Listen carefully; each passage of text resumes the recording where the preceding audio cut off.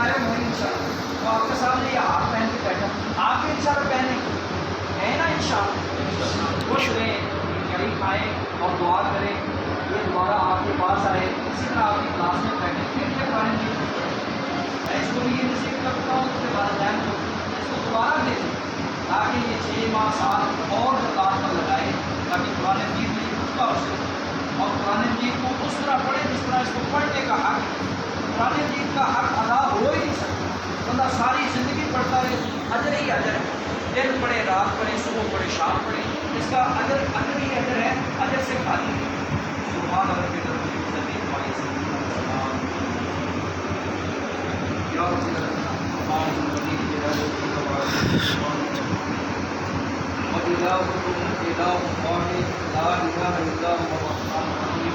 اللهم صل على محمد وعلى آل محمد وصل على إبراهيم وعلى آل إبراهيم إنك حميد مجيد اللهم بارك على محمد وعلى آل محمد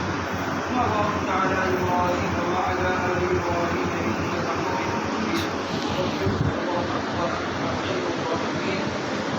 رب إني مسني الضر وأنت أرحم الراحمين اللهم كنا بالقرآن العظيم اللهم كنا بالقرآن العظيم اللهم كنا بالقرآن العظيم إله العالمين ہمارے تمام کبیرہ صغیرہ گناہوں کو معاف فرما اللہ ظاہری باطنی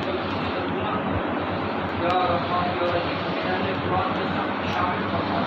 یا رحمان یا رحیم ہمیں قرآن کی تلاوت کا حق ادا کرنے کی توفیق عطا فرما اے اللہ جو